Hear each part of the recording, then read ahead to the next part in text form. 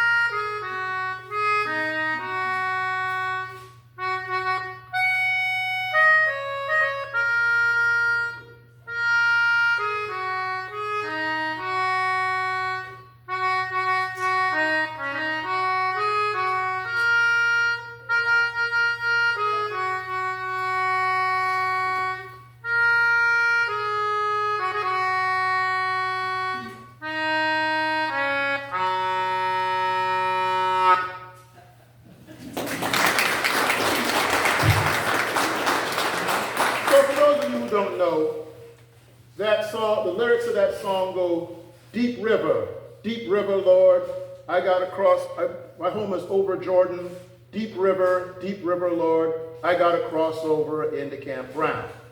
Now back during slavery, when black people would sing something like that, the slave owner would listen to something like that and said, oh, what a wonderful song about getting baptized in the Jordan River. No. What that was a code of saying how they wanted to get across the Ohio River and out of slavery and off the plantation and into freedom.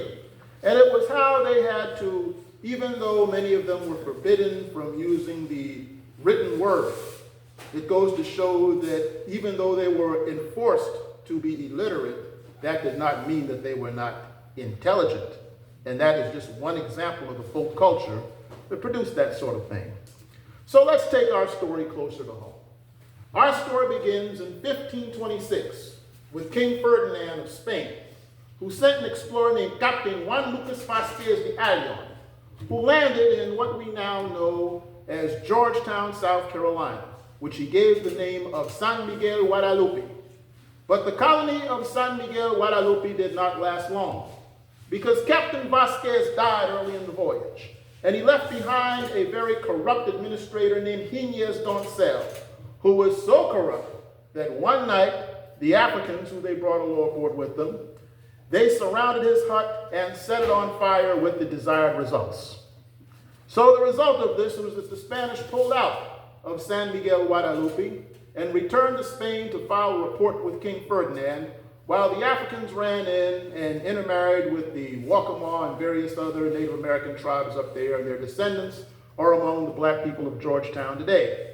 The report that they filed with King Ferdinand can today be found in a book called Yes, Lord, I Know the Road by J. Brent Morris, which is my source for that portion of our story. And I should also add this too. This was just a few decades prior to the first permanent Spanish settlement down in what we now know as St. Augustine, Florida, which kind of goes to show that we've been speaking Spanish here a whole lot longer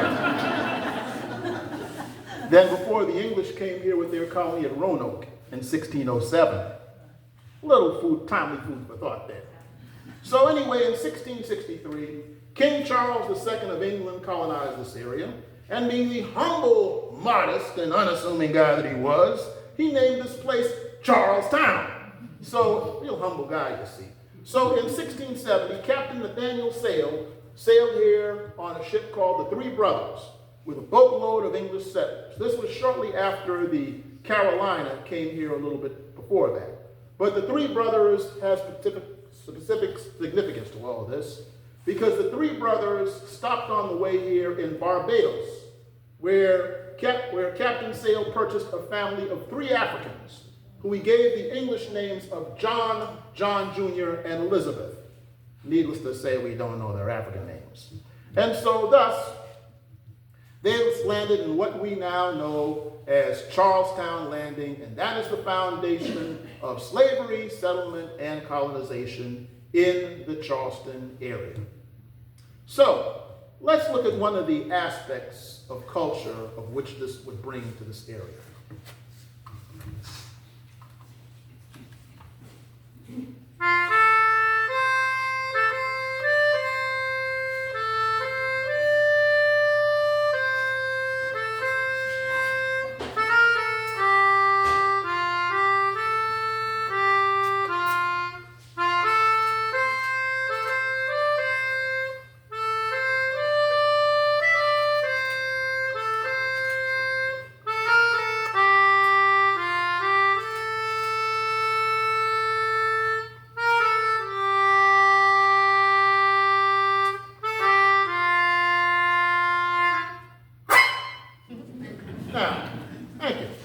Now, okay. So, some of you know that as Michael rowed the boat ashore.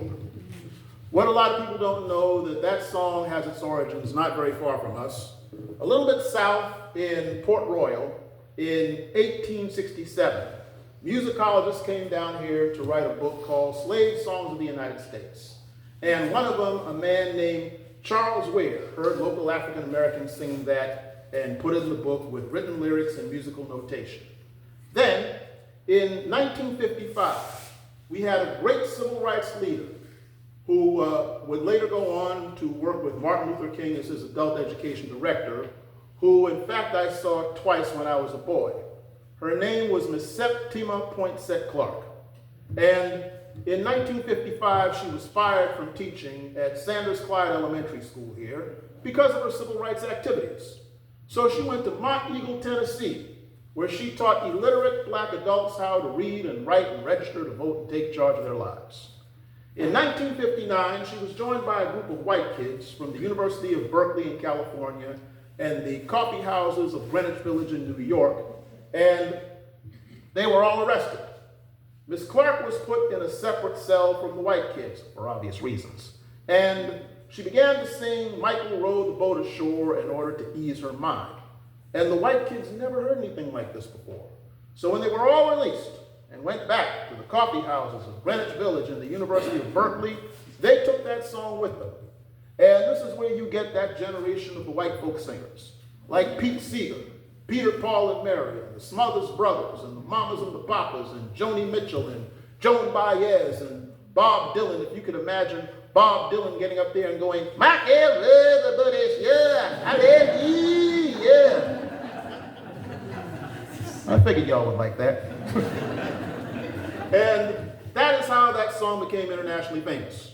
So in 1981, Miss Clark sued the state of South Carolina for the unjust lost years of back pay and won and collected before she died on December 15, 1987. But I mentioned that I saw her twice when I was a boy. The first time was in 1978 when I was 14 years old and Jesse Jackson spoke at the Charrleston Municipal Auditorium, and he introduced Miss Clark to the audience.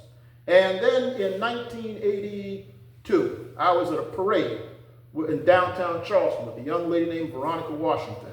And I watched as Miss Clark was on a float with a queen's crown and regalia, and the black people were going up to the float, just touching the float and crying out, Miss Clark, Miss Clark, Miss Clark.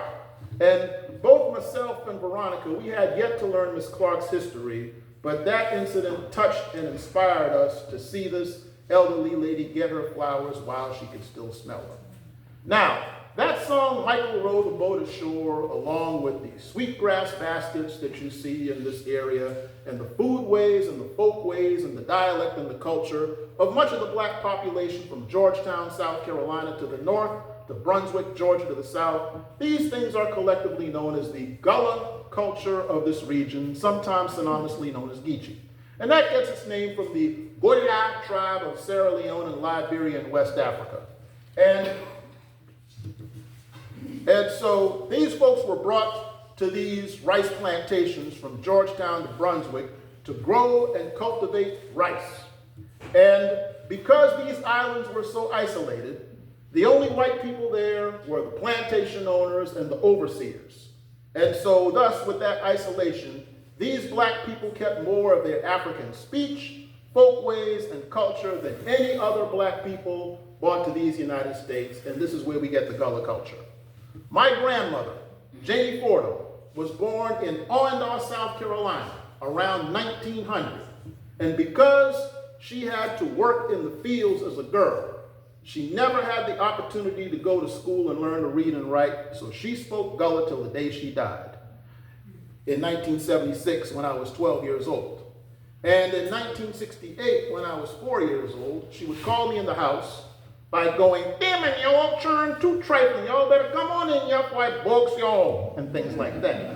So she and my grandfather saved their money so that my dad could go to South Carolina State University in Orangeburg, South Carolina. And Dad was the first of 3 generations of teachers in our family. I'm the second, and my nephew is the third. And in those days, if you were in an educated black family in this region, your parents back then did not want you speaking Gullah. Because back then, people looked down on Gullah as country, backwards, ignorant, and low class. But as you can tell, I always had a knack for theatrics. So every now and then, I would deliberately make Dad furious and say, Daddy, I hungry, I want some okra soup. Stop that, I didn't send you to school to talk like that. Well, we're wrong, Daddy, I just want something for eat. Stop it, quit mocking your grandmother, stop it, I say. So, in 1932, Dr. Lorenzo Dow Turner, a black professor of linguistics at Fisk University in Nashville, Tennessee, came down to South Carolina State to teach summer school. And he was shocked to hear the students in the audience, in those classes, say things like, man, Dr. Turner, you hot up in here, man, up the window. Excuse me? Man, Dr. Turner, hot up in ya, up the window? Why, what type of speech is this? I find this fascinating. This I must study. And so he went throughout coastal South Carolina and Georgia studying Gullah. And in 1949, he wrote Africanisms in the Gullah dialect. And in 1988, General Joseph Mumu of Sierra Leone, West Africa, spoke at the Penn Center, 70 miles south of here, St. Helens Island. And he got up in front of the people and said in his native tongue, I'm glad to see you today. And a lady in the audience who spoke Gullah replied, Brad, boy, that man for talk like we. He sounds like us. So the man who was bloody facitum took the people who talked like we back to Sierra Leone, and the people on both sides were amazed at the similarities of languages, lifestyles, and culture. The PBS went along with them and filmed a documentary that was fittingly entitled Family Across the Sea. And that's the story of Gullah. Now, one of the lesser known stories of Charleston is the fact that the very first black law firm in the United States was on Broad Street in downtown Charleston around 1868. Here's the story. Macon B. Allen was born a free man in Indiana in 1816. And as a young man, he and his family went to Maine, where he was in 1844, at the age of 28, he was apprenticed to two elderly white lawyers. And through them, he took his bar exam and was the first black person in America to pass. And by 1847, he served as the first black justice of the peace in the United States. In 1868, 3 years after the fall of the Confederacy, and 5 years after the end of slavery, he came down here to start the law office on Broad Street, number 91 Broad Street, with two black Charlestonian lawyers, Robert Brown Elliott and William J. Whipper. Robert Brown Elliott made history in 1871 when, against the fears of his wife, he testified before Congress against the brutality of the Ku Klux Klan in South Carolina. And that testimony was so powerful that President Ulysses S. Grant signed the executive order called the Enforcement Act of 1871 that made domestic terrorism and insurrection federal offenses. So every act that has gone before our court system since 1871 that involved domestic terrorism and insurrection, from the Ku Klux Klan to the people who bombed and burned military installations during the Vietnam War era, up to the events of January the 6th, all of these have been prosecuted under the Enforcement Act of 1871. Another interesting story about Robert Brown Elliott is that on another occasion, he went to speak in one of the country towns of South Carolina in the 1870s, when he got word that a mob had assembled to where he was supposed to speak to curse him on the stage and lynch him afterwards. So, when he got up on the stage, he reached down and pulled out and put the Constitution of the United States on one side of the platform and put two Colt 45 pistols on the other side of the platform and said, ladies and gentlemen, tonight I'm going to speak about one of these and use the other to enforce it. And he lived to tell about it. So after the fall of Reconstruction in 1877, that I'm going to discuss in about a few minutes right after this, in detail, he went down to New Orleans where he practiced law until he died of malaria in 1884. Macon B. Allen, on the other hand, he went on to become a magistrate in 1874, and he died in Washington, D.C. in 1894 at the age of 78 from dementia. And in February of 2020, I had the honor of giving Robert Brown Elliott's great-great-granddaughter, Donna Skinner of Jacksonville, Florida, a tour of that law office, and that's one of the reasons I love what I do. So, let's move on to the Reconstruction story.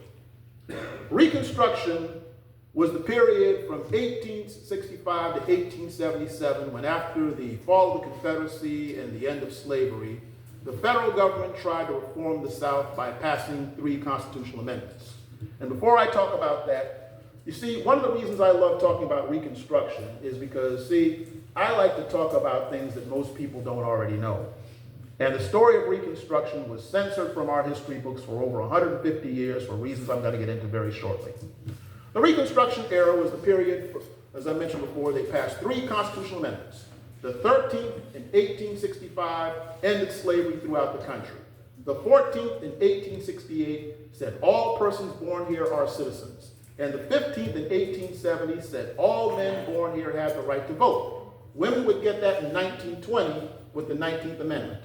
So this meant that during that 12-year period, African American men in the South were voting and electing some 2,000 of their own representatives.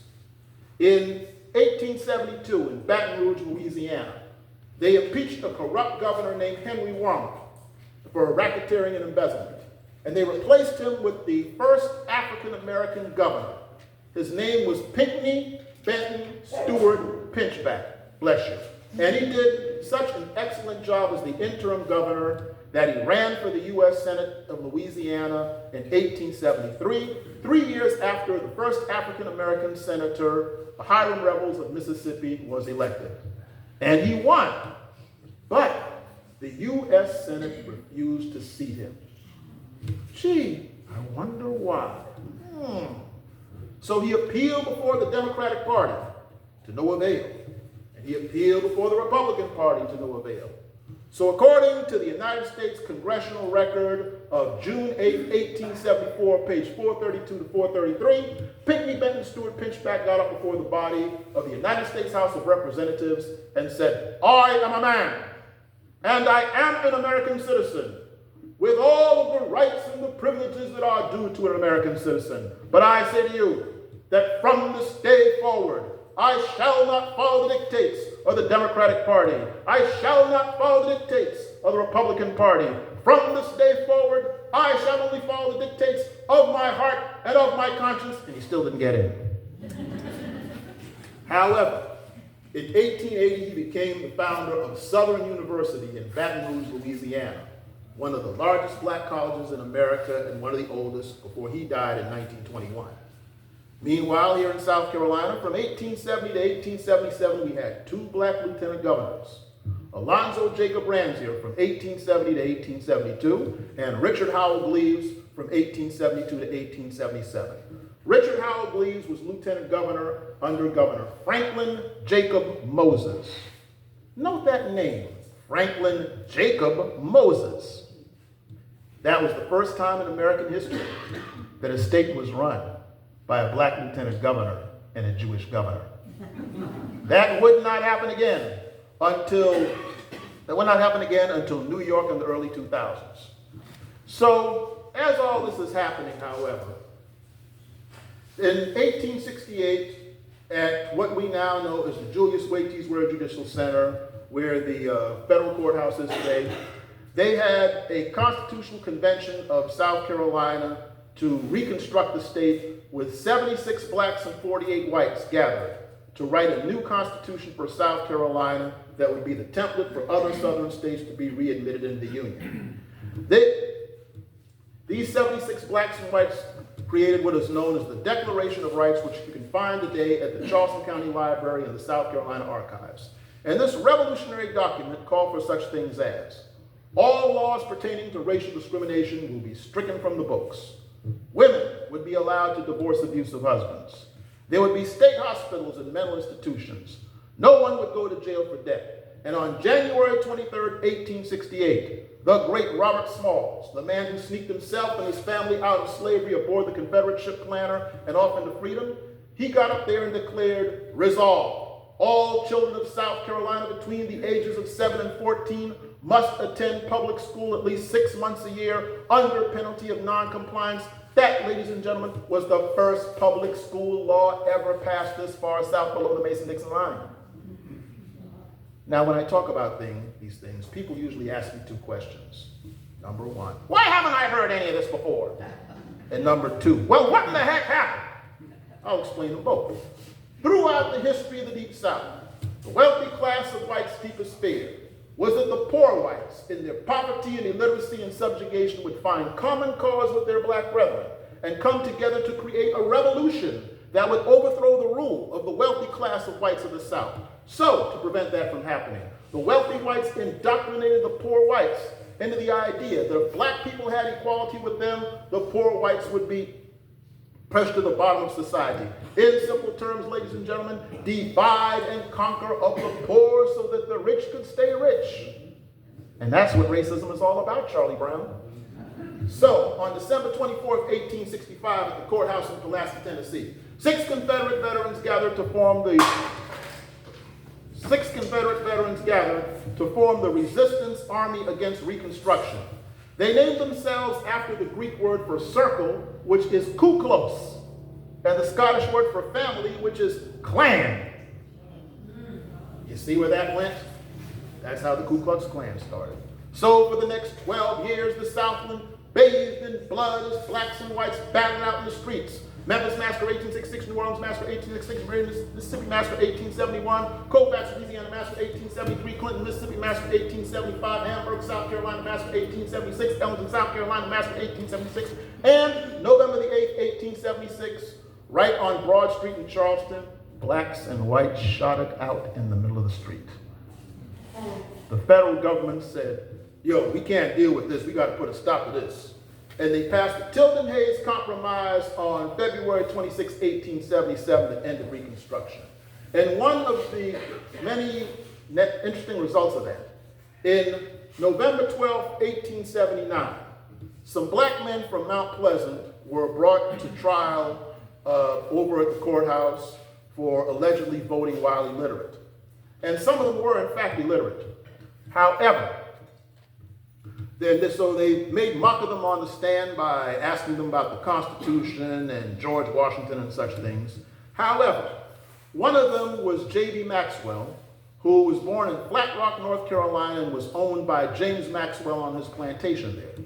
And after the Emancipation Proclamation, he somehow made it to Boone Hall in Mount Pleasant to be reunited with his parents, Jackson and Selena Maxwell. So he somehow made it to downtown Charleston, where he got educated at the Avery Institute, which was one of the first schools for black people here, graduating in the class of 1873. So they didn't realize that he was an educated man. So when they brought him on stage, brought him on the platform, Mr. Maxwell, can you read and write? I can read. You can? I can read. And over he kept saying, I can read, until the judge finally just banged his gavel and said, Mr. Maxwell, you are dismissed from this case. J.B. Maxwell was my great-grandfather. And when I was a boy, I thought that family story was just an old wives' tale. And then in 2016, after my mother, who was one of the last people who remembered him, died, one of my cousins, who was a librarian, found a trial transcript at the Charleston County Library, and today that transcript is in my current book, Black Folk Tales and Chronicles of South Carolina. So anyway, the United Daughters of the Confederacy, under Mildred Rutherford, went on a national crusade to censor things like what I just told you out of the history books, and replace it with pro-Confederate narratives. So much so that in 1978, when I was in the 8th grade at Moultrie Middle School in Mount Pleasant, the South Carolina history book by Mary Sims Oliphant, said on, which was late law press 1970, page 280, taught our class, quote, after the Civil War ended, the Negroes lost their heads and the Ku Klux Klan was formed in Pulaski, Tennessee to bring order and stability back to the South. Fortunately for me, when I was a boy, I was a weirdo, I was a bookworm, I was bad at sports, so I read a lot. And among the things I read was Langston Hughes' Pictorial History of the Negro in America, and Eyewitness to Negro in American History by William Loren Katz, a Jewish Brooklyn High School history teacher. Those books were my vaccination against the ignorance that I was taught in the classroom. But other kids weren't that fortunate. And this is why I often tell young people today, the geek shall inherit the earth.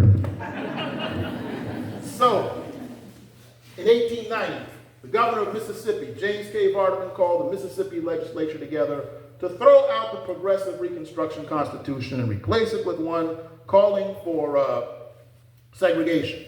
So here in South Carolina on September 10th, 1895, our senior senator, Benjamin Ryan Tillman, who 2 years earlier sent a black man named John Peterson in Denmark, South Carolina to a lynch mob, he called the South Carolina legislature together to do the same thing. But as described in my fourth book, the 1895 segregation fight in South Carolina, 6 brave black leaders, Robert Smalls, who we just discussed, William J. Whipper, one with lawyers on Broad Street, James Wigg and Isaiah Reed, 2 black lawyers from Beaufort, South Carolina, Thomas Miller, the founder of our Black University, South Carolina State, and Robert Anderson, a black teacher from Georgetown.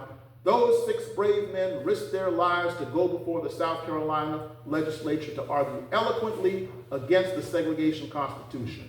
They lost December 4th, 1895, 116-7, but that loss inspired the next generation to do what they could to overturn those laws. And in the words of the great Spanish philosopher Jorge Santayana, those who don't remember the past are condemned to repeat it.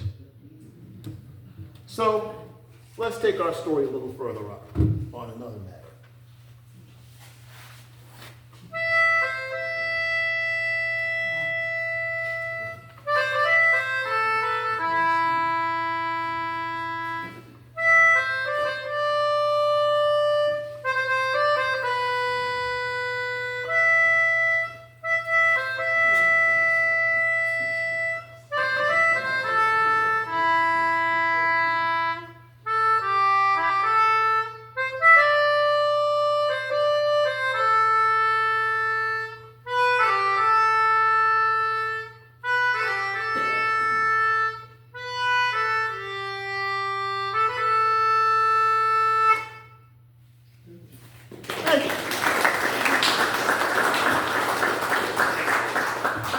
So many of you know that as Porgy and Bess.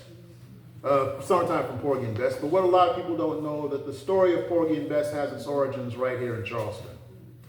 In 1889, over on James Island, Samuel Smalls was born on the Grimble Plantation with what his father called little images of feet. In other words, he had polio. So there was nothing he could do to make a living out in the back country. So his father brought him to downtown Charleston around 1900 and built him a goat cart. And Nan the goat would pull him around while he would either sell vegetables or beg for coins. And he would collect the coins in a tin cup. And every now and then Nan the goat would pull him over to a little tenement district called Cabbage Row, where he would water the goat in a trough and take the money that he collected in the tin cup and use it to drink liquor and shoot dice with the fellas and try to talk with some of the ladies. One such lady was Maggie Barnes, who lived uptown on number 4 Romney Street. And on the night of March the 22nd, 1924, he went to Maggie Barnes' place, and they got in an altercation because he accused her of trying to steal his watch. So he pulled out his pistol and started shooting at her. Well, since he had polio, all she had to do was duck. So the police were called, and he wound up in jail. And the headline in the Charleston News and Courier newspaper of March 24th, 1924 read, excuse me folks, cripple arrested for firing at woman. You know, back when they had all that sensitivity and political correctness. Real woke, you know, I tell you, I'd say really woke. So on Church Street lived a man named Du Bois Hayward, well-to-do white writer. And he was reading the paper that morning, eating breakfast with his sister, and said, "Hey, I know this guy." And he thought about Samuel being born poor, black, disabled, illiterate, and begging in the streets to survive, and his pathetic attempts to find love. And he wrote the novel Porgy that came out in 1925. I have it at home. It's a pretty good read. He fictionalized Samuel Smalls as Porgy, Maggie Barnes as Bess, and Cabbage Row as Catfish Row. So in 1933, up in New York, George Gershwin, the great jazzman, read the book and said, "This is really good stuff." So he came down here and collaborated with Du Bois Hayward, and the result on the Broadway stage on October 10th, 1935 was the great musical Porgy and Bess. Gershwin died in 1937, Du Bois Hayward died in 1940, Samuel Smalls was the Old City Jail on Magazine Street until June 3rd, 1924, when he went before Judge S.C. Brown. The judge felt sorry for him and suspended his sentence, and he went back home to his mother, where he died about a few months later, somewhere between the age of 35 and 40. Maggie Barnes outlived all of them, and in 1970, the Charleston News and Courier newspaper tried to interview her about being the real Bess, but she refused, because by then she was married to a decent man and involved with her church, and so she didn't want either one to know about any of that, so she took that story with her to her grave. In 2007, I was writing my first book, True Stories of Black South Carolina, and I spoke with J.C. Delliston, the grandnephew of Samuel Smalls, about all this. And his words to me were as follows, that if a man riding around in a goat cart can inspire something that has brought this much joy to the world, then what about us? And that's the real story of Porgy and Bess. So now we move on to a lesser-known aspect of our history, was the fact that Martin Luther King came here on several occasions. One I'm going to talk about later in 1962 at Mother Emanuel AME Church. But he came here on July 30th, 1967 here in Charleston, to what was then the Charleston County Hall, which is now apartments on King Street. Now, in 1999, I spoke with Herbert Fielding, who was a local undertaker and civil rights leader, as well as James Clyburn, the congressman, who was also on stage with him that day, along with a great local leader by the name of Mr. Esau Jenkins, a great man whose story deserves a whole program in itself. He had a fourth grade education and went on to run a string of businesses from North Myrtle Beach down to this area and became Dr. King's right-hand man in Charleston and taught black people how to register to vote and change their lives. And he even had a credit union too on King Street. But anyway, when Martin Luther King came here, Mr. Fielding told me in an interview that a lot of people were afraid that there would be a riot when he came here, and many that prepared that Dr. King would be assassinated when he got here.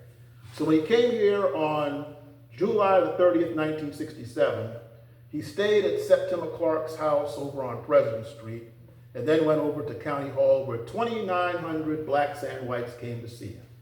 And Mr. Fielding said that when Dr. King got up to begin to speak, and this is how he put it, he said, some jackass up on the balcony took a light bulb and threw it toward the stage and it went pow, like a rifle shot.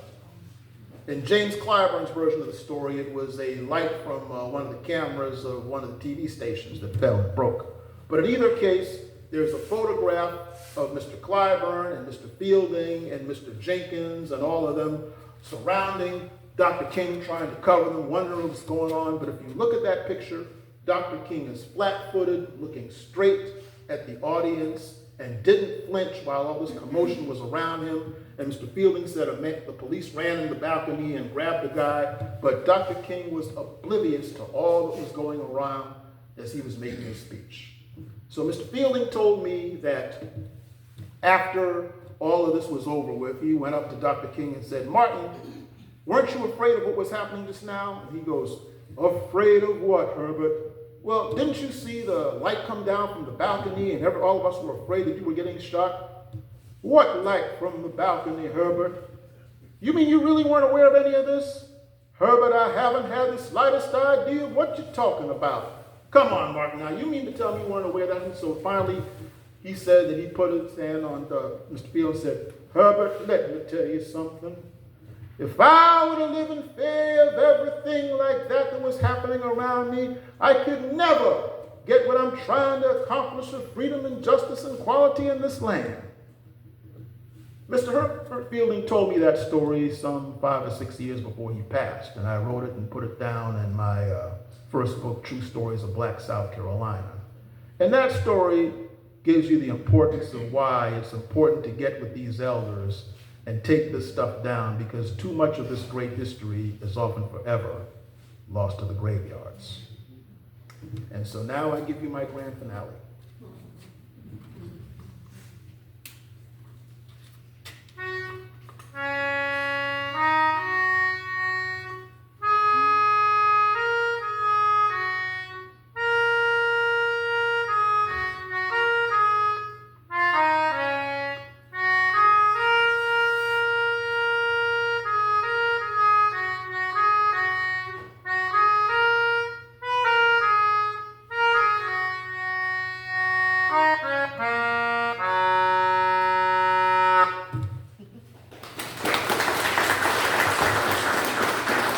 So for those of you who don't know, that went, oh freedom over me, and before I'll be a slave, I'll be buried in my grave and go home to my Lord and be free.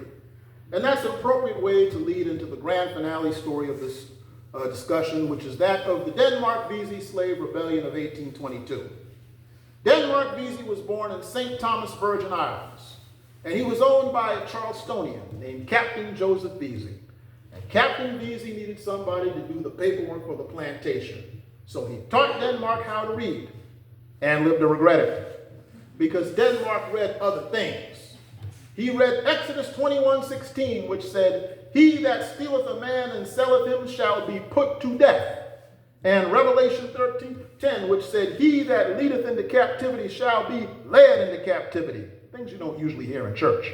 As well as the story of the Haitian Revolution, of how Toussaint L'Ouverture and Jean-Jacques Dessalines overthrew the rule of Napoleon to make Haiti the first free black republic in the Western Hemisphere. Things you don't usually hear in a classroom. So with all of this, you could guess what was on his mind. They came to Charleston in 1782, and Captain Vesey would rent Denmark out to do chores for other slave owners. And he would split the commission that he made from that with Denmark. So Denmark was walking down East Bay Street, September 30th, 1799, with money in his pocket, when he came across a barker with a roulette wheel and a crowd surrounding him. And the barker said, "Hurry, hurry, hurry, ladies and gentlemen, boys and girls, step right up, place your bets on the numbers, step right up, round and around she goes, where she stops, nobody knows." Denmark placed a bet on number 1884 and won $1,500. So he went back to Captain Vesey. Let's see now, I'm working here in my ledger here, and oh, Denmark, come on in, old boy, what can I do for you? Captain Vesey, I have a question for you. Why, certainly, what is it? Sir, how much am I worth? Let me see, how much are you worth? Let's see, how much is Denmark? Oh, here it is, according to this, you're worth $600. Why do you ask? Blickety, blickety, blickety, blickety, blickety, blickety, blickety, blickety. Okay, I'm worth 600. Here's 8. See ya. Hey, wait a minute, Denmark. Have a nice day. So Captain Vesey took Denmark to the courthouse, which ruled on December 31st, 1799, that Denmark Vesey was thenceforward, and forever free. So Denmark became a lay minister at the Hempstead AME Church on Charleston's east side. And while he was doing that, he would secretly gather a corps of followers to form the Great Slave Rebellion of 1822. The plan was, they were going to break into the city armory late at night and steal guns. And then they were going to go throughout Charleston setting fires. And when the slave owner came to put them out, pow, pow, pow, pow, pow. Then they would go throughout Charleston freeing black people. And he would lead them down to Charleston Harbor, where they would take the guns and hijack ships and sail to Haiti, where they would be free. But before any of that could happen, May 25th, 1822, one of Denmark's followers, William Paul, went to the corner of Broad and East Bay, and he ran into Peter Prelo, who was owned by Captain John Prelo. "Hey, Peter, what's going on?" Oh, how you doing, Mr. Paul? I'm all right. Hey, Peter, come here, bro. Let me holler at you for a second. Yes, sir. What is it? Look here, Peter. You want to get down with what the Denmark Vesey is trying to do? Denmark Vesey? Who that? Not so loud, Peter. Here's our plan. We're going. Oh, wait a minute now. You going to do all of that? Peter, wait a minute. Feet don't fail me now. Hey, Peter, wait. Peter ran to his owner, Captain John Prelude. Mr. Prelude, Mr. Prelude, Mr. Prelude. Oh, my goodness. Peter, what do you mean by awaking me at this ungodly hour of the evening? Do you realize what time it is? And what's the matter? You're shaking like a leaf on a tree. Mr. Prelude, guess what Mr. Denmark Beast's going to do? Guess what he's going to do? He is? Oh, my goodness. Heavens to Murgatroyd. This is outrageous, atrocious, and it's pretty bad, too. I must call out the militia expeditiously and right now. So he called out the militia, and Vesey and 34 of his followers were captured on June 16, 1822. And the court ruled on July 2nd, 1822, Denmark Vesey and his followers would hang by the neck until dead. Peter was fat and happy. The state of South Carolina freed Peter, gave him a financial stipend for the rest of his life. He never had to work another day in his life again. The city built a fort that was designed to put down slave rebellions in the future at Marion Square. 20 years later, that fort became a school. I teach there now. It's called the Citadel. And then on Tradd Street, there was a free and educated black man named Bishop Daniel Alexander Payne, who had a school on Tradd Street for free and enslaved children. And because Denmark Vesey used the Bible and history books and the Constitution to encourage revolution, the state of South Carolina made it illegal to teach an African American to read and write. So they shut down his school. But he didn't let that stop him. He went to Xenia, Ohio, where he started Wilberforce College, the first black college in America that was run by black people. And one of his graduates was Bishop Richard Harvey King, who came back down here in late 1865 after the fall of the Confederacy. And he took what was left of the Hempstead AME Church and built a new church on 110 Calhoun Street that he named after the Hebrew word for God is with us, and said it would be the mother of the new black churches in Charleston. And that is how Mother Emanuel AME Church came into being.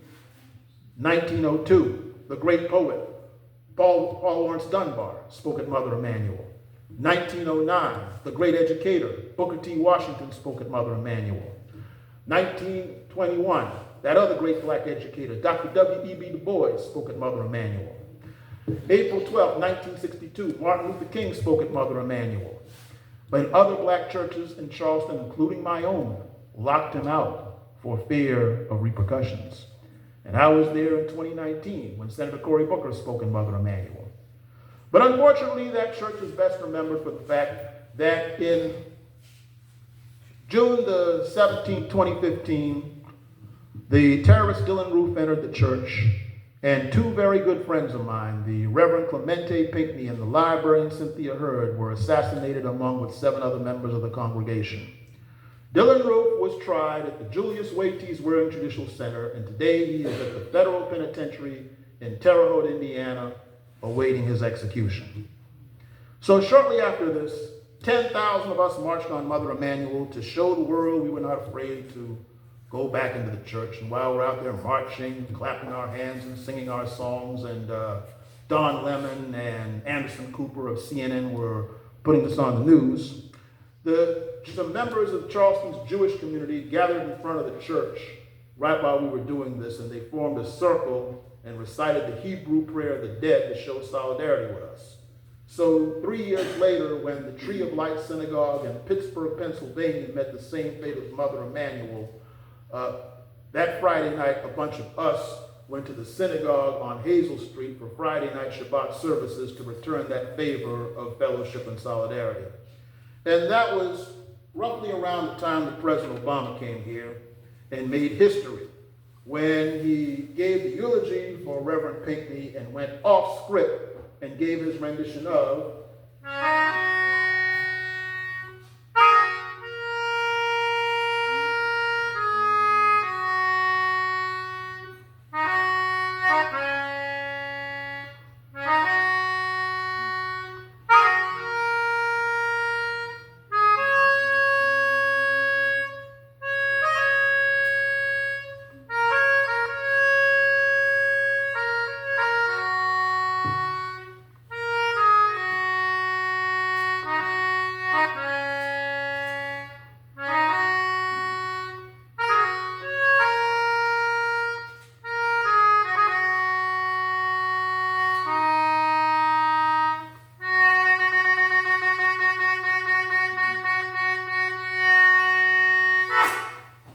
Thank you. You've been a great audience.